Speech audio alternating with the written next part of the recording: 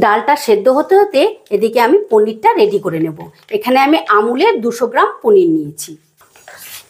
তোমাদের যেরকম পছন্দ তোমরা সেই রকম পনির নিও। এবারে পনিরগুলোকে আমি লম্বা লম্বা করে কেটে নিচ্ছি।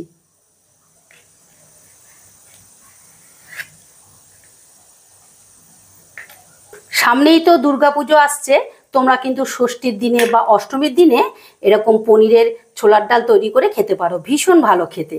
আর ডিনার, লাঞ্চ বা ব্রেকফাস্ট যেটাতেই খাও না কেন ভীষণ ভালো লাগবে। এবারে আমি এই লম্বাগুলোকে এবার চৌকো করে কেটে নিচ্ছি। আমি আমার পছন্দ মতো কেটে নিচ্ছি, তোমরা অবশ্যই তোমাদের পছন্দ মতন কেটে নিতে পারো।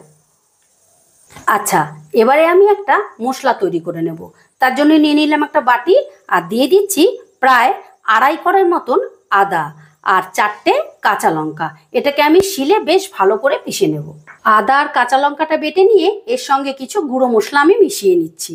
দিয়ে দিচ্ছি অল্প একটু হলুদ, যেহেতু ডালে হলুদ দেওয়া আছে সেই জন্য আমি এখানে অল্প করে দিলাম। দিয়ে দিচ্ছি ছোট চামচের 1 চামচ জিরের গুঁড়ো, 1 চামচ ধনের গুঁড়ো, 1 চামচ শাহি গরম মশলা। এবারে অল্প একটু জল দিয়ে মশলাটা আমি রেডি করে নেব। এইভাবে মশলাটা রেডি করে নিলে রান্নাটা করতে বেশ সুবিধে হয় বা খেতেও বেশ ভালো টেস্ট লাগে। মশলাটা আমি রেডি করে নিয়েছি। এতক্ষণে প্রেসার কুকারের প্রেসারটা রিলিজ হয়ে গেছে। এবারে ঢাকনাটা খুলে নিয়ে আমি চেক করে নেব যে ডালটা সেদ্ধ হলো কিনা। দেখো, তোমাদের দেখিয়ে দিচ্ছি।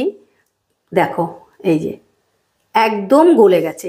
এইভাবে ডালটা কিন্তু ঠিক এরকম দানা দানা থাকবে, কিন্তু ভেতর থেকে বেশ ভালো মতো সেদ্ধ হয়ে যাবে। এবারে ডালটা আমি একটা বাটিতে ঢেলে নেব।